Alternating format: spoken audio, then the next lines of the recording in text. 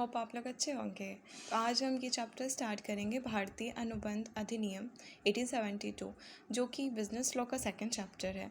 तो इसमें सबसे पहले जो स्कॉलर है टी आर देसाई, वो बताते हैं कि अनुबंध किसे कहते हैं, मतलब अनुबंध का मतलब क्या होता है। तो यहाँ पे उन्होंने बताया है कि अनुबंध का विधान प्रत्येक व्यक्ति को प्रभावित करता है, क्योंकि हमारे में से प्रत्येक व्यक्ति प्रतिदिन अनुबंध ही करता है। प्रतिदिन जैसे कि हम किसी से टैक्सी या बस किराए पर लेते हैं, तो वो भी क्या है, अनुबंध ही तो है। मशीन या अन्य सामान ख़राब हो जाने पर मरम्मत के लिए देते हैं, वो भी क्या है, कॉन्ट्रैक्ट है कि आप मुझे इतने दिन में दे देना। या कपड़ों को सिलाई के लिए दर्जी को देते हैं, तो उन बोलता है ना कि हाँ 2 दिन के बाद आके आप ले जाइएगा, तो क्या है, कॉन्ट्रैक्ट है कि हाँ आप इतने दिन में मुझे ये काम करके दे सकते हो। तो ये कॉन्ट्रैक्ट का फॉर्म है जो कि हम अपने डेली लाइफ में यूज़ करते हैं। सेकंड जो स्कॉलर है वो है सर विलियम एंसन, जो कि अनुबंध अधिनियम का उद्देश्य यह देखना है कि मानव की आकांक्षाओं के अनुकूल कार्य हो तथा उसको दिए गए वचनों को विधिवत पूरा किया जाए। जो कि उससे प्रॉमिस किया गया है, उसको जो कॉन्ट्रैक्ट होता है वो किस लिए होता है कि हम भरोसा हो, वैलिड रहे, उस पर प्रॉमिस करके इसका पालन हो सके। सबसे पहले हम इसका अब सेकंड पॉइंट ये है कि हिस्टोरिकल बैकग्राउंड क्या है। तो हिस्टोरिकल बैकग्राउंड इसका है कि 1866 में, ठीक है, इसको अनुबंध अधिनियम का प्रारूप तैयार किया गया था, बट इसमें काफ़ी चेंजेस किए गए एवं संशोधन के पश्चात इसमें चेंजेस के बाद 25 अप्रैल 1872 को भारतीय संसद द्वारा भारतीय अनुबंध अधिनियम के नाम से पारित किए गए। यह अधिनियम 1 सितंबर यानी 1 सितंबर 1872 को लागू हो गया, जो कि बाकी सारे स्टेट में होता है जम्मू कश्मीर को छोड़कर। अब हम इसके सेक्शन के बारे में बात करेंगे, ठीक है। तो ये अनुबंध के समान सिद्धांत, जो कि सेक्शन 1 से 75 तक आता है। वस्तु विक्रय अधिनियम 76 से 123, हानि रक्षा तथा प्रतिभूति गारंटी जो है वो 124 से 147 में आता है। निक्षेप 148 से 181 में आता है। एजेंसी 182 से 238 में आता है। पार्टनरशिप एक्ट 239 से 266, तो टोटल 266, 1 से 266 इसके सेक्शन। जो मोस्ट इम्पॉर्टेंट पॉइंट है मैं उसको ही कवर कर रही हूँ, ठीक है, जो कि आपके एग्ज़ाम में इस टाइप का क्वेश्चन आएगा तो आपको यही लिखना है।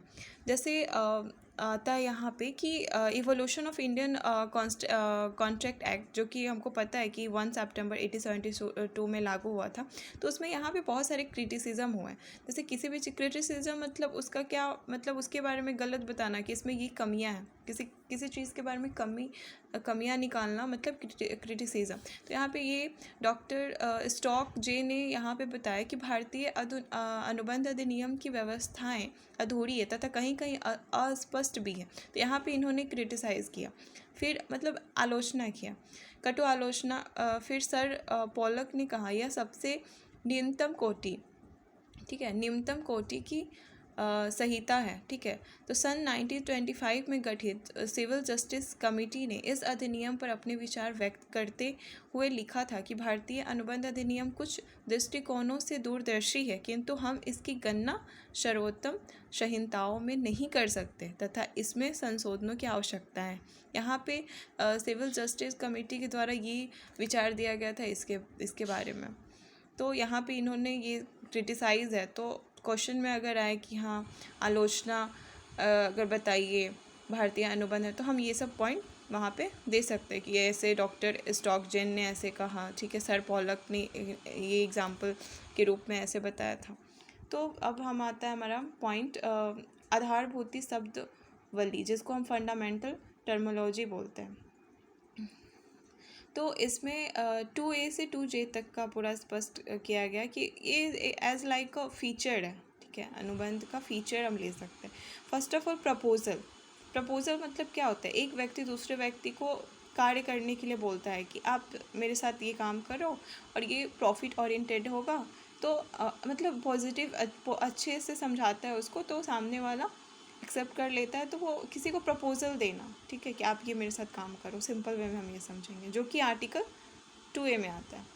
सेकंड है प्रॉमिस मतलब प्रॉमिस जब वह व्यक्ति जिसके सम्मुख प्रस्ताव रखा गया है उस पर अपनी सहमति प्रकट कर दे, तो कहने की प्रस्ताव स्वीकार कर लिया है, ठीक है। अगर वो बोल दे कि हाँ ठीक है, तो वो एक वचन का रूप ले लेता है। जैसे कि यहाँ फॉर एग्जांपल बहुत अच्छे से समझाया गया है कि जगदीश और गोविंद के सम्मुख अपनी साइकिल 500 रुपये में बेचने, मतलब जगदीश जो है गोविंद के पास बोलता है कि मुझे मेरे साइकिल 500 में बेचने हैं, ठीक है, तो प्रस्ताव रखता है। तो गोविंद उस प्रस्ताव को स्वीकार कर लेता है, अर्थात वह साइकिल 500 रुपये में खरीदने को तैयार हो जाता है। ऐसी स्थिति में कहा जाएगा कि जगदीश ने गोविंद के सम्मुख साइकिल बेचने का प्रस्ताव रखा। गोविंद द्वारा स्वीकार किया गया प्रस्ताव वचन कहलाएगा। ये प्रॉमिस हो गया कि उसने वो साइकिल बोला कि हाँ मैं खरीद लूँगा, तो ये प्रॉमिस हो गया। फिर आता है वचनदाता है वचन गृहीता। मतलब यहाँ पे ये क्या है कि वचन जब मतलब वो व्यक्ति जो प्रस्ताव रखता है, ठीक है, उसको हम क्या बोलेंगे, प्रस्तावक या वचनदाता कहलाता है। और प्रस्ताव को स्वीकार करने वाला दूसरा व्यक्ति क्या रहेगा, वचन गृहीता कहलाता है। तो सिंपल वे जो कि आर्टिकल 2C में आता है। अब है कंसिडरेशन, ये सबसे इजी है। मतलब कंसिडरेशन मतलब जो आर्टिकल 2(3) में आता है, प्रतिफल देना। जैसे कि ए जो है बी की पुरानी साइकिल 400 रुपये खरीदने के लिए तैयार हो जाता है, ठीक है, बी की पुरानी 400 रुपये ए खरीदने में तैयार हो जाता है। तो ए के लिए साइकिल प्रतिफल हो गया, ठीक है, प्रॉफिट हो गया, और बी के लिए 400 रुपीज़। तो दोनों के लिए जो एक प्रतिफल रूप में मिल रहा है उसको हम कंसिडरेशन बोलेंगे। फिर आता है अग्रीमेंट। अग्रीमेंट का क्या होता है, प्रत्येक वचन और वचनों का प्रत्येक समूह जो एक दूसरे का प्रतिफल हो, ठहराव कला। ठहराव मीन्स एग्रीमेंट। तो ये था हमारा फीचर्स। अब हम देखेंगे यहाँ पे इससे जो क्वेश्चन पूछे गए हैं, जो कि मैं आपको बोली थी। जैसे यहाँ पे फर्स्ट क्वेश्चन है, भारतीय अनुबंध अधिनियम के अंतर्गत स्पष्ट रूप से व्यर्थ घोषित ठहराव की विवेचना कीजिए, ठीक है। Discuss the various agreement which are expressly declared by the Indian contract to be void. ये सेकंड क्वेश्चन उसी से है, अनुबंध भंग की परिभाषा दीजिए, ठीक है, मतलब और अनुबंध खंडन की दशा में पीड़ित पक्षकार को उपलब्ध विभिन्न विचारों की व्याख्या कीजिए। सेम उसी से क्वेश्चन है भारतीय अनुबंध से। फिर यहाँ भारतीय अनुबंध अधिनियम से क्या आशय है, क्या वो अधिनियम प्राप्त है। मैं आपको और भी क्वेश्चन दिखाती प्रीवियस ईयर के, बट वो PDF फॉर्म में है, ठीक है। तो मैं आपको कोशिश करूँगी कि आपके मैं अपने डिस्क्रिप्शन बॉक्स में उसको डाल दूँ, तो आपको आसानी से वहाँ से मिल जाएगा। तो आप यहाँ पे अच्छे से देखो कि ये क्वेश्चन 3 बार पूछे गए हैं जस्ट 2020 में। तो ये हमारे लिए जो चैप्टर है बहुत इंपॉर्टेंट है। होप आप लोग को ये समझ में आया होगा और आप अच्छे से इसको लिख सकोगे। जैसे यहाँ पे मैं बता देती हूँ, भारतीय अनुबंध अधिनियम से क्या आशय है हम अभी समझाएंगे। What do understand by Indian contract act, तो आपको समझ क्या मतलब होता है, जो कि हमारे डेली लाइफ में जो यूज़ हो रहा है उसको हम कॉन्ट्रैक्ट करते हैं। स्कॉलर थे उन्होंने क्या बोला ये हमें लिख देना है, ये सब पॉइंट हम नोट करेंगे। अग्रीमेंट हो गया, प्रपोजल हो गया, ये सब समझते हैं कि ये वो सब होता है। कंसिडरेशन हो गया, क्या ये अधिनियम पर्याप्त है, क्या मतलब इज़ इट एक्ट। तो हाँ, तो इसका फॉर एग्ज़ाम्पल हम दे सकते हैं, जो कि वहाँ पे गोविंद का लिए थे हम, ठीक है। तो वो सब एग्ज़ाम्पल देखिए हम इसको अच्छे से। सबसे बड़ी चीज़ होती है ना कि एक चैप्टर को समझना है। अगर हम समझ जाते हैं तो हम बहुत ईजिली उसको लिख लेते हैं।